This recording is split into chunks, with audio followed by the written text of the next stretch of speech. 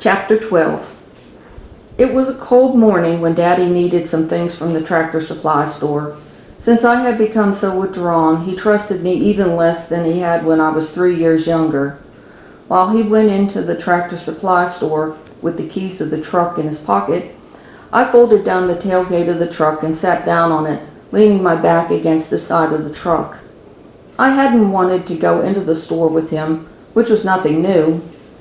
I was only wearing a jean jacket over my sweatshirt, and I should have been dressed warmer, but I had refused to put on my winter coat as we left the house. Daddy told me if I wanted to freeze to death, that was up to me. I was looking forward to it, and I thought I might get there because the cold steel of the tailgate felt like a block of ice. My thoughts wandered to music class and how the teacher was making us learn the recorder. It was like a rite of passage that every kid had to go through. Most of the kids were awful at it. Of course I wasn't. I just thought the instrument was dumb. Daddy didn't even encourage me to practice playing it. He had apparently been forced to learn the recorder when he was in school and hadn't liked it either. Worst of all, the school was having a concert soon where the best recorder players would be performing. I was one of them, but those learning other instruments would be performing with the band. Most of those instruments were wind instruments too. As to illustrate that moment, the freezing wind gusted through the trees and blew my hair around. I shivered under my jean jacket. A guy about 17 or so pulled into the lot beside our truck. When he got out, his hunting dog jumped out of the cab. The dog ran around the truck while the guy yelled at him to come back. I knew the dog was just having fun. I whistled and the dog ran from behind another truck toward me. The guy was still yelling at him, but the dog wasn't listening. I jerked my head back as the dog jumped up onto the truck bed to lick my face. "Sorry, he's a no-good, stupid hound dog, shit for brains," the guy told me as he pulled the dog back. "He's just bored, like the rest of us," I replied with disinterest. The guy surveyed me as the dog settled down and sat there staring at me with a big smile on his face. "What?" I asked the guy as I petted his purebred hunting dog. His dog smiled some more and relayed a picture in his mind of a little girl hugging all over him. He loved attention, especially from little girls. He wanted me to hug on him, but I was way too angry for that. I could only pet him. "What would you like to be doing? Playing with your dollies?" the guy asked me as he pulled the dog's collar to get him to walk around me and towards him. Dollies? Was I fucking 5 years old? I scrunched my face up. I didn't feel like talking to anybody. "What I'd like to do is burn his motherfucking town down and let the devil chase me with the flames," I snorted. Yeah, that didn't make sense, but I wasn't in a state of mind to think of something appropriate on the fly. As luck would have it, I'd been thinking a lot about flames lately, wondering how hot hell really was. That cracked the guy up and he was doubling over with laughter. I had to smile. "It ain't that fucking funny," I informed him. The dog was tugging to be let go and the guy released him. "Bet you don't talk like that at home. Your parents would tan your hide." I watched the dog jump off the truck bed, wishing that he'd stay. I rather liked dogs, especially ones that were smart enough to like girls more than boys. I ain't got a mom, and my dad can't stop me from cussing. For the most part, I talk like this at home, I informed him.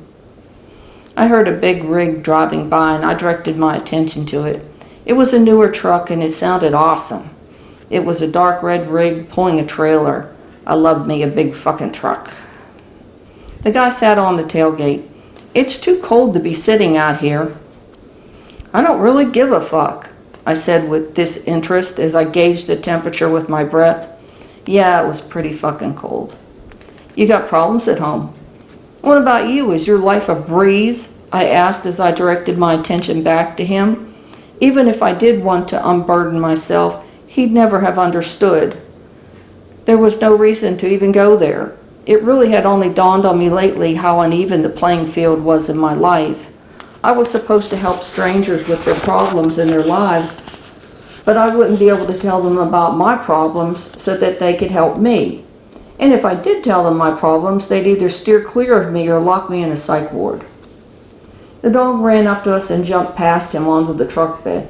"Sit down," he warned it in a threatening voice. The dog obediently sat down. "I ain't as ambitious as you wanting to burn the town down, but I sure would like to get the fuck out of this one-horse town. What's your name, anyways?" "I'm Mitch," the guy told me as he turned back to me. "Trouble. Some people call me by my given name, Angel." He smirked at me. "Troubled Angel, it's fucking cold out here." He was zipping up his jacket the last 2 inches that it would zip and pulling his cap down further over his ears as frigid wind amped up. I continued to ignore the cold and the wind. "First of all, I'd say that you need to start using rubbers instead of trusting the chicks you're doing with birth control, or you're going to end up with a kid. Women are fucking stupid thinking that babies can't happen to them, and you need to know that up front. You sure the fuck don't want that expense and responsibility that will ruin your life and cement you to this one-horse town," I thoughtfully advised him. The voices had said as much, but not in those exact words. His eyes widened. "Where do you get off telling me about sex? You're like 7 years old," he explained. I supposed I could still pass for 7. The abusive family I'd lived with for 6 months had fed me very little, and the doctors wondered if I'd end up smaller than I should be. I also hadn't gained back all the weight I'd recently lost. Life went on, though. I shrugged my shoulders as I watched a white pickup truck pull into the lot. "Hey, it's up to you if you want to be saddled with a kid. I'm just the messenger." Confusion crossed his face. "I think you'd be good as an electrician. They make pretty good money. Enroll in the Votech in Greenville. The semester is probably starting right about now. And if you can stand working as a waiter, apply for a job at one of the ritzy hotels in Greenville. Flirt with the women that you wait on and make yourself some big tips. I bet you could afford an apartment there if you go in with 1 or 2 other guys that are mature. Talk to the school about applying for a grant, too." He stared at me, not knowing what to make of me. "Is that what you think, huh?" he asked. "Yeah," I agreed. The wind was gusting now, and I knew that I was on my way to being frozen. I was thinking that I could deal with that. "Why would you tell me something like that?" I shook my head in frustration. "You asked for help getting out of this one-horse town, so I gave you some direction." "So you're some kind of psychic?"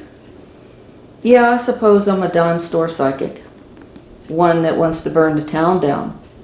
I scrunched my face up at him. "Yeah, the universe is not cool with me doing that for some reason or another. Personally, I think it would be an improvement to this place." He laughed about that. "Are you going to tell me what's going on with you? It's only fair," he said. "No," I replied. "Let's go inside," he said as he scooted off the tailgate and held his hand out to me.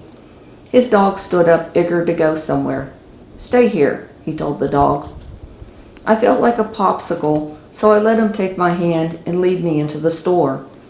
The heat hit me in the face, or so it felt like it. We pretended to look at merchandise as he asked me questions regarding his life. I answered them as best I could as I listened to the words that appeared in my mind. "Do you really think that I could make something of myself if I studied to be an electrician?" he asked as we looked at some tools. "Yes, but you have to study in school rather than partying down every night. There will be a few guys that will want you to party all the time, and they'll end up doing nothing with their lives. You don't want to go that route." I agreed as I noticed my dad several yards away. Here comes my dad. "Are you going to be okay?" Mitch asked. "No, my life wouldn't be okay." "With my dad?" "Yeah, he's okay. I'm not being abused or anything. If truth be known, I abuse him by being a hellion." He snorted. "Huh, don't burn the town down, okay?" "I'd still like to," I replied as I looked up at him. Daddy walked up behind him. "Where have you been? I've been looking for you all day," I remarked to him in mock exasperation. "I've been looking for you, smarty pants." "You weren't in a truck," he replied. Mitch introduced himself and told Daddy that we'd been talking about my friends in school. He didn't know that I didn't have friends, and I was a bully in school. Two things that I wouldn't have talked about.